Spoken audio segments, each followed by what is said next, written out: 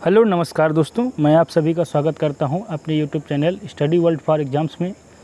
आज हम सामान्य अध्ययन के कुछ महत्वपूर्ण क्वेश्चन देखने वाले हैं जो भारतीय संविधान से होंगे। भारतीय राज्य व्यवस्था, भारतीय संविधान, इंडियन पॉलिटी से संबंधित ये फैक्ट होंगे और ये सब वन लाइनर फॉर्म में होंगे जो कि सभी विभिन्न एक दिवसीय परीक्षाओं में पूछे जाने की संभावना इनमें से ज़रूर रहेगी। और वीडियो अगर पसंद आता है तो लाइक करिए, कमेंट करिए, दोस्तों के साथ शेयर करिए और चैनल को सब्सक्राइब करना बिल्कुल भी मत भूलें। चैनल को सब्सक्राइब करने के साथ बेल आइकन को जरूर प्रेस करें ताकि मेरे नेक्स्ट वीडियो का अपडेट आप तक जरूर पहुँचे। तो भारतीय संविधान का ये महत्वपूर्ण वीडियो है जो सभी एक दिवसीय एग्ज़ाम के लिए महत्वपूर्ण साबित होगा। तो ये शुरू कर लेते हैं। तो सर्वप्रथम भारत का संवैधानिक विकास, भारत का संवैधानिक इतिहास जो रहा है उससे हमारे क्या क्या क्वेश्चन बनते हैं देख लेते हैं। और ये सब फैक्ट हैं, तो क्वेश्चन कहिए कि फैक्ट जो भी कह सकते हैं वो भी कहिए, लेकिन हर फैक्ट से एक या दो से अधिक क्वेश्चन बनने की उम्मीद है। आइए शुरू कर लेते हैं। रेगुलेटिंग एक्ट 1773 ईस्वी में पारित किया गया। तो भारत का संवैधानिक इतिहास में सर्वप्रथम घटना जो हुई कि रेगुलेटिंग एक्ट सन 1773 ईस्वी में पारित किया गया। भारत के गवर्नर जनरल को 1786 का एमेंडमेंट एक्ट के द्वारा अपनी समिति के निर्णय को अस्वीकार करने का अधिकार मिला। तो देखिए बहुत ही इम्पोर्टेंट फैक्ट है। भारत के गवर्नर जनरल को 1786 का जो एमेंडमेंट एक्ट था उसके द्वारा अपनी समिति में जो निर्णय लिए जाने थे उस निर्णयों को अस्वीकार करने का भी अधिकार मिल गया। महारानी विक्टोरिया को भारत की सम्राज्ञी 1858 ईस्वी में नियुक्त किया गया। देखिए ये सवाल बहुत बार प्रतियोगी परीक्षाओं में पूछा गया है। महारानी विक्टोरिया को भारत की सम्राज्ञी के रूप में सन 1858 ईस्वी में नियुक्त किया गया। 12 नंबर सवाल है, मार्ले मिंटो सुधार का उद्देश्य पृथक निर्वाचन प्रणाली था। तो जो हमारे देश में मार्ले मिंटो सुधार हुआ था 1909 ईस्वी में, उसका उद्देश्य पृथक निर्वाचन प्रणाली था। आइए अगले फैक्ट की ओर चलते हैं।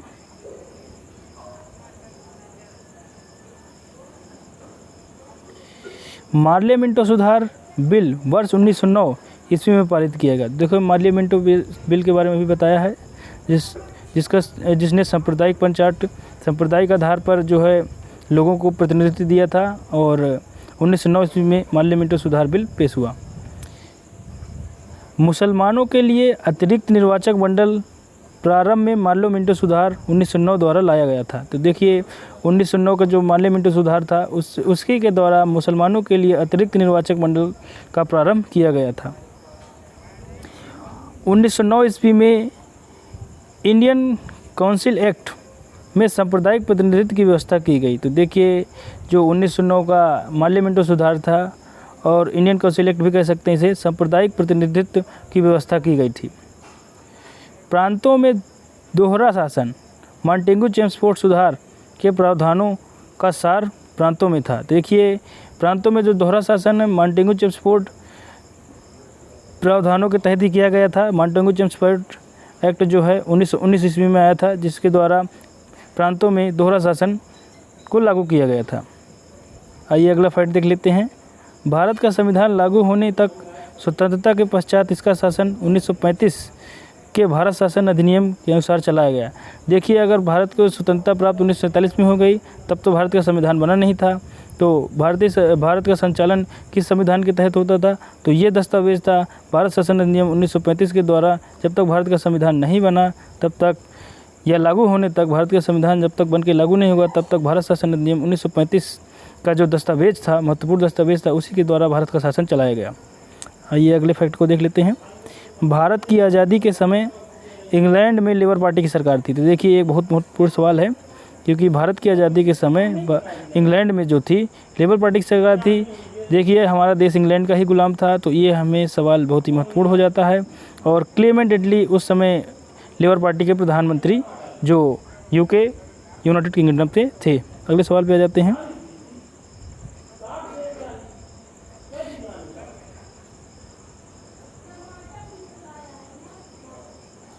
अगले सवाल को देख लेते हैं। भारत की आज़ादी के समय इंग्लैंड में लेबर पार्टी की सरकार थी, ये तो देख चुके हैं। आगे देखते हैं।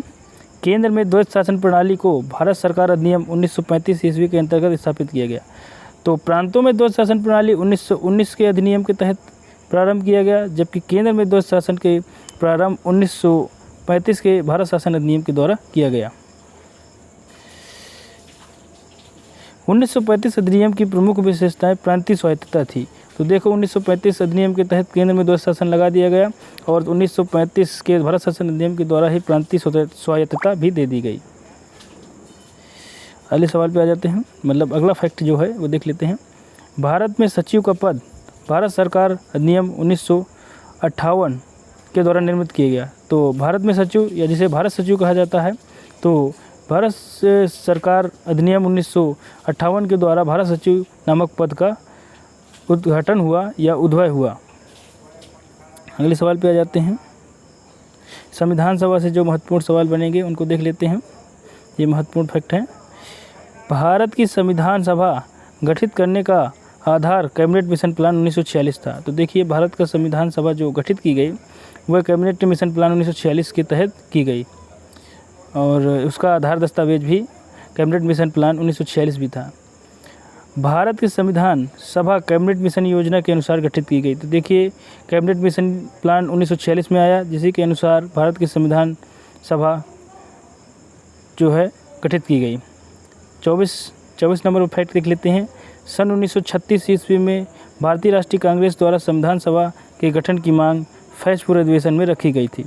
तो देखिए सर्वप्रथम भारतीय राष्ट्रीय कांग्रेस द्वारा 1936 ईस्वी में संविधान सभा के गठन की मांग रखी गई थी, जबकि संविधान सभा का गठन हुआ कैबिनेट मिशन प्लान 1946 में, देखिए उससे 10 साल बाद।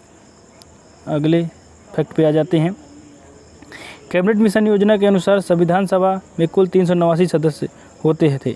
तो देखिए ये बहुत ही महत्वपूर्ण सवाल है। ये फैक्ट बहुत ही, ये बार बार सवाल बनता है कि कैबिनेट मिशन योजना के अनुसार भारतीय संविधान में कुल कितने सदस्य थे। तो भारतीय कैबिनेट मिशन योजना के तहत भारतीय संविधान सभा में कुल 389 सदस्य तब निर्वाचित हुए थे। अगले सवाल पे जाते हैं।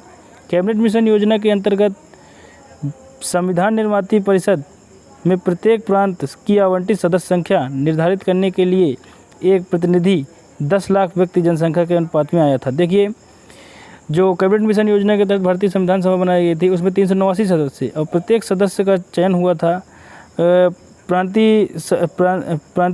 द्वारा जो आवंटित सदस्य संख्या एक सदस्य जो 10 लाख लोगों में से एक लोग चुना जाता था और ये सभी कैबिनेट मिशन योजना के अंतर्गत संविधान निर्माती परिषद के प्रत्येक प्रांत से आवंटित सदस्य संख्या निर्धारित करने के लिए एक प्रतिनिधि को 10 लाख व्यक्तियों में से यानी कि 10 लाख व्यक्तियों के जनसंख्या अनुपात में से एक व्यक्ति को चुना गया था संविधान सभा के लिए और इस तरह से 389 सदस्य तब बन पाए थे।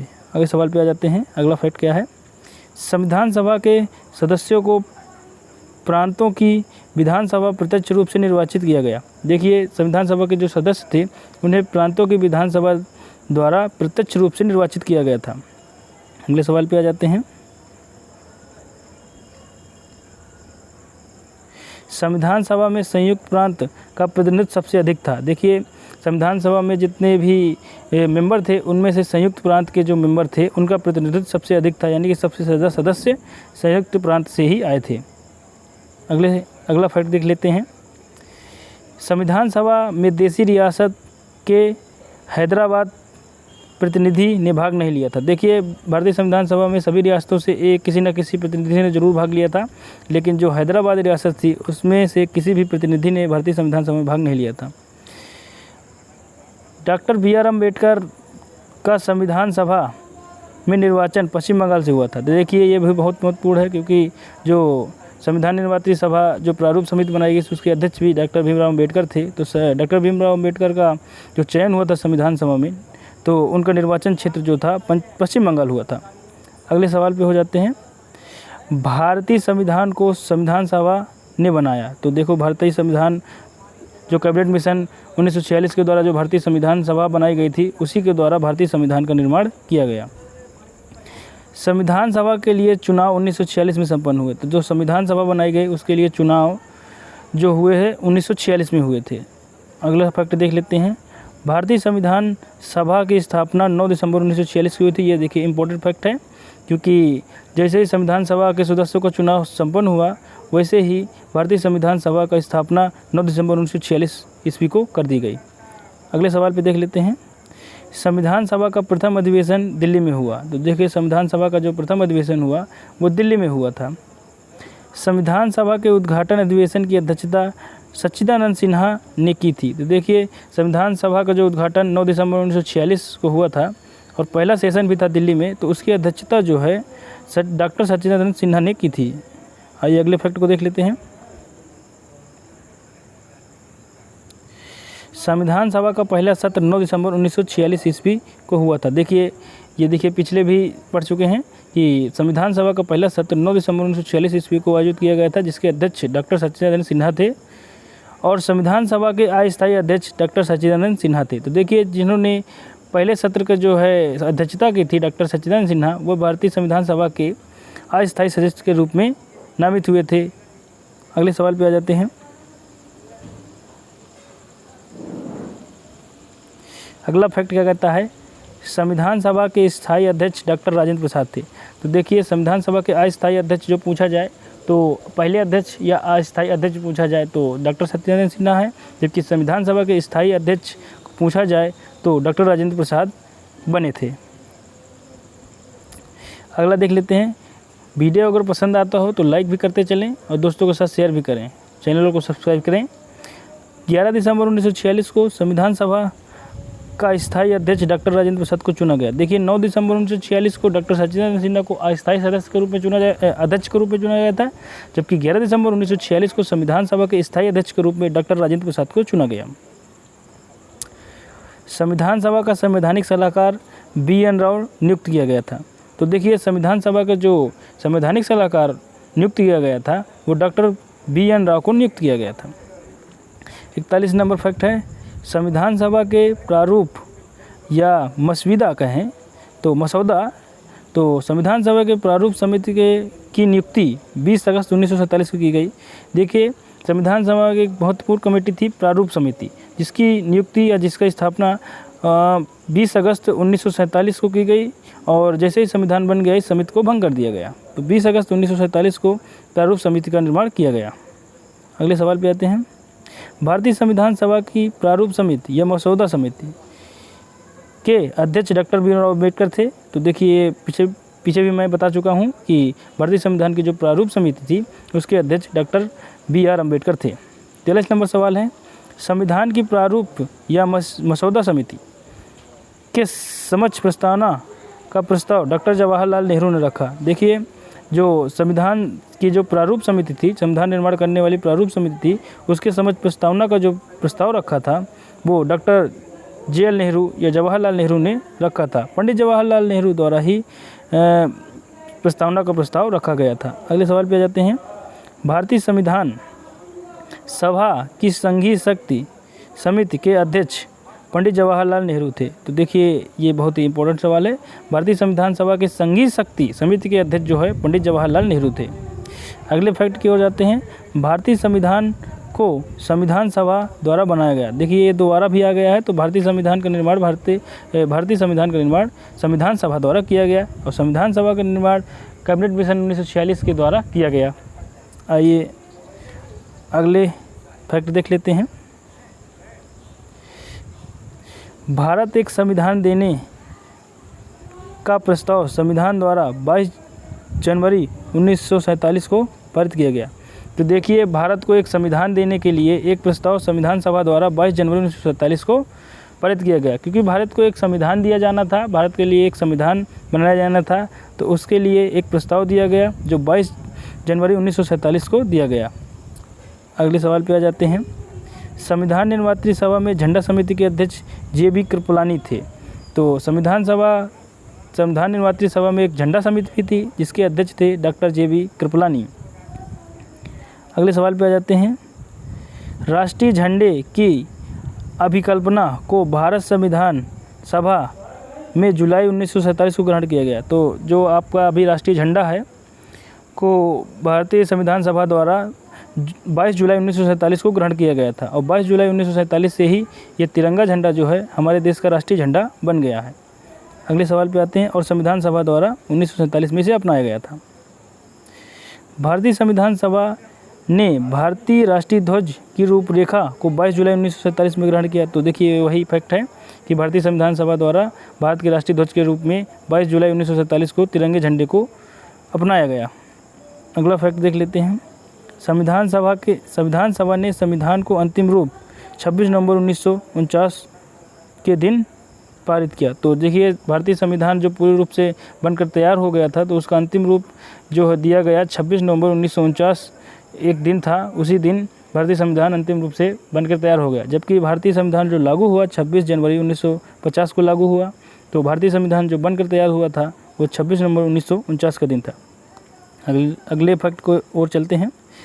भारत के संविधान का प्रारूप तैयार करने वाली संविधान के सदस्यों को विभिन्न प्रांतों की विधानसभाओं द्वारा चुने गए। देखिए तो जो संविधान सभा का निर्माण हुआ था तो वही प्रांतों के विभिन्न विधानसभाओं द्वारा चुना गया था। तो जो भारत के संविधान का निर्माण हुआ और उसके सदस्यों का चुनाव जो है प्रांतों के विभिन्न विधानसभाओं द्वारा किया गया था। आज का वीडियो यहीं समाप्त करते हैं।